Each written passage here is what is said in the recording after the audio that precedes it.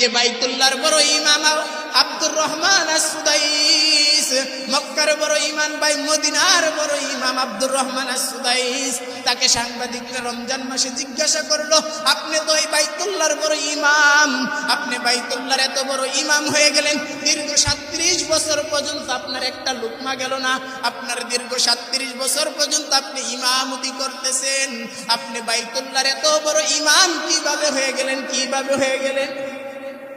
এবার আব্দুর রহমান আস-সুদাইসি ডাক দিয়ে বলতেছেন, রে সাংবাদিক ভাইরা রে আমার, তোমরা শুনো, আমি ছোটবেলায় অনেক দুষ্টামি করতাম, তবে আমার মা বলতো, আল্লাহ পাক রব্বুল আলামিন তোকে কি করেন, বাইতুল্লাহর ইমাম বানায়া দিক।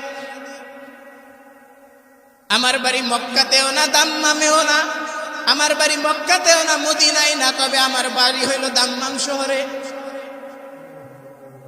দাম্মামের ভিতর থেকে যখন আমার মা আমাকে 6 বছর কালে, 6 বা 7 বছর কালে কি করলেন, মক্কার ভিতরে নিয়ে গেলেন উমরা করার জন্য, হজ করার জন্য। এবার যখন মক্কার ভিতরে হজ করার জন্য নিয়ে গেলেন আব্দুর রহমান আস-সুদাইসিকে, তার মা, এবার তার মা চিন্তা করতেছে, আমার ছেলে তো ছোট, আমার ছেলে তো 60টা তওয়াফ করতে পারবে না, 60টা গুল্লা দিতে পারবে না। এই কারণে ভাই আব্দুর রহমান আস-সুদাইসির মা চিন্তা করলেন, আমার ছেলেকে মাতাফের এক সাইডে বসায়া দিয়ে তারপরে আমি আমার 60টা তওয়াফ শেষ করি। এবার আব্দুর রহমান আস-সুদাইসির মা কি করলেন, সন্তানকে এক সাইডে বসায়া দিয়ে, মাতাফের এক সাইডে বসায়া দিয়ে, তার মা এক চক্কর দিয়া দেখে তার সন্তান আর জায়গার ভিতরে নাই, ওখানে আর বৈশা নাই। এবার আব্দুর রহমান আস-সুদাইসির মা চিন্তা করলেন, আমার ছেলে কোথায় গেল, কোথায় গেল? কারণ হইল মা হইল তার ছেলেকে সবচেয়ে বেশি ভালোবাসে, ঠিক কিনা বলেন?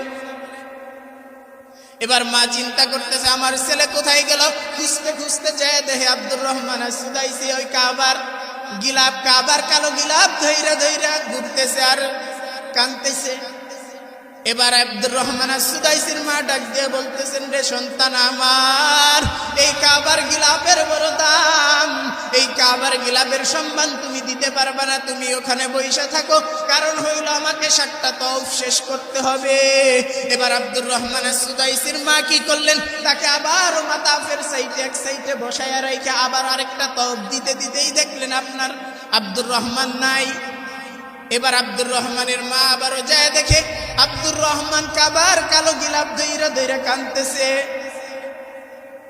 এবার আব্দুর রহমান আস-সুদাইসির মা ডাক দিয়া বলতেছে, সন্তান আমার, তুমি কেন বারবার এমন করতেছো, বারবার কেন কান্না করো, আর বারবার কেন তোমাকে আমি যেখানে বসায় রাখি তুমি কেন সেখানে থাকো না, সেখানে থাকো না?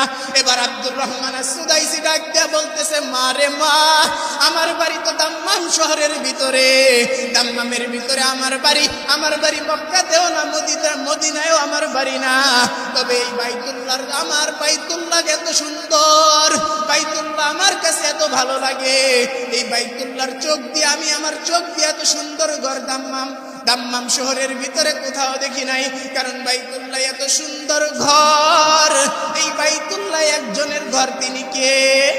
আল্লাহ পাক রব্বুল আলামিনের ঘর সুন্দর। বাইতুল্লাহকে দেখে এবার আব্দুর রহমান আস-সুদাইসি বলতেছেন, রে মা, দাম্মাম শহরের ভিতরে আমি আমার চোখ দিয়ে এত সুন্দর ঘর কোথাও দেখি নাই। এবার আব্দুর রহমান আস-সুদাইসির মা সঙ্গে সঙ্গে হাত দুইটা উপরের দিকে উঠাইয়া ডাক দিয়া বলতেছেন, রে মালিক আমার, আমার ছেলেটাকে কি আপনি আপনার ঘরের ইমাম বানিয়ে দিতে পারেন না? আপনি চাইলে তো সবকিছুই সম্ভব। আব্দুর রহমান আস-সুদাইসির মা কান্না করতে করতে যখন মালিকের দরবারে দোয়া করছে, মালিকের দরবারে দোয়া করতে করতে এক পর্যায়ে আব্দুর রহমান আস-সুদাইসির মায়ের চোখ দিয়ে পানি পড়তে লাগলেন। এবার আব্দুর রহমান আস-সুদাইসির মা দোয়া করতে করতে এক পর্যায়ে যখন চোখ দিয়ে পানি পড়তে লাগলেন, এই দোয়া আল্লাহ পাক রব্বুল আলামিনের সামনে আরশে আজিমের উপরে পৌঁছে গেছে। সুবহানাল্লাহ। আব্দুর রহমান আস-সুদাইসির মা যখন এই দোয়া করছেন, মায়ের দোয়া সঙ্গে সঙ্গে আল্লাহ পাক রব্বুল আলামিনের কাছে কবুল হয়ে গেছে। সঙ্গে সঙ্গে যখন আব্দুর রহমান আস-সুদাইসির মা দোয়া করছে, এই দোয়া করার কারণে আজকে বাইতুল্লাহর ইমাম বড় ইমাম হয়ে গেছে আব্দুল। সুবহানাল্লাহ। কার দোয়া হয়েছে বলেন? মায়ের দোয়া করার কারণে দীর্ঘ 37 বছর 38 বছর 40 বছর পর্যন্ত ইমামতি করতেছে, অথচ একটা লুকমা খাই নাই। আপনি আজকে মোবাইলের ভিতরে সার্চ দিয়ে দেখেন আব্দুর রহমান আস-সুদাইসির জীবনী, আব্দুর রহমান আস-সুদাইসির জীবনী আপনি মোবাইলের ভিতরে সার্চ দিয়া, মোবাইলের ভিতরে ইউটিউবের ভিতরে সার্চ দিয়ে তার তেলাওয়াত শুনেন। তার তেলাওয়াত শুনলে চোখের ভিতরে আপনি পানি আটকায় রাখতে পারবেন না, পানি দেখবেন গড়গড়ে আপনার চোখ দিয়ে বেয়ে বেয়ে পড়বে।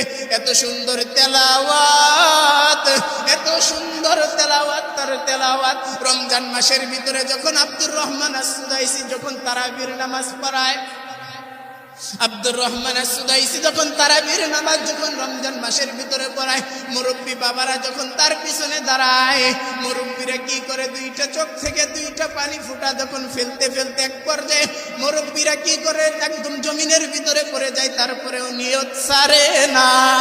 কারণ হইল আব্দুর রহমান আস-সুদাইসির কণ্ঠের ভিতরে বরকত দান করেছেন একজন, তিনি কে?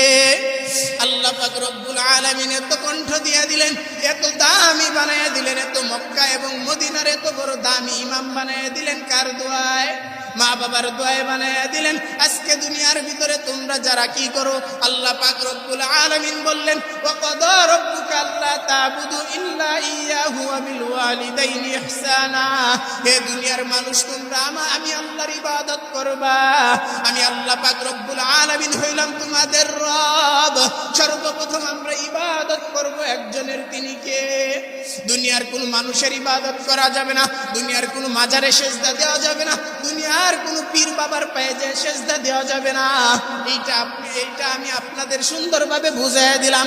সর্বপ্রথম ইবাদত করবেন আল্লাহর, এবং দ্বিতীয় আপনি আপনার আনুগত্য করবেন, সৎ ব্যবহার করবেন আপনার মা বাবার সাথে, ঠিক কিনা বলেন?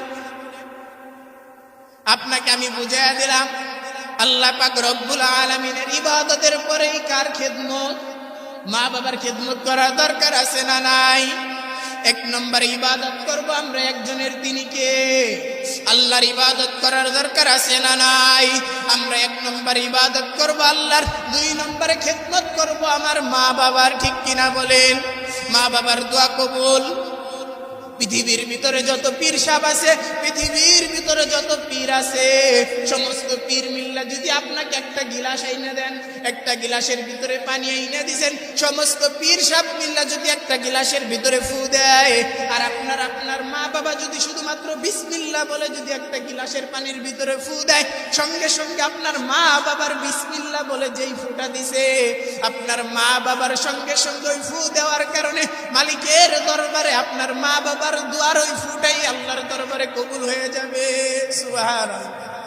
যত পীর আছে সমস্ত পীরের চাইতেও আমি আপনাকে বুঝাইয়া দিলাম, আজকে দুনিয়ার ভিতরে যারা পীরের পূজা করো তোমাদেরকে ভালো করে বুঝাইয়া দিলাম, তুমি তোমার মা বাবার খেদমত করো, তাহলেই তুমি জান্নাত পেয়ে যাবা। অথচ তোমরা মনে করো যে তোমার পীরই করো। আমি তো কোনো পীরের বিরুদ্ধে বলতাছি না, আমি কোনো পীরের বিরুদ্ধে বলি না, আমি কোনো পীরের বিরুদ্ধে বলি না। ভালো করে শুনেন, আপনি আপনার পীরের দরবারে যান, যেখানে মনে হয় সেখানে যান, তবে সর্বপ্রথম আপনি আপনার মা বাবার খেদমত করতে হবে, ঠিক কিনা বলেন?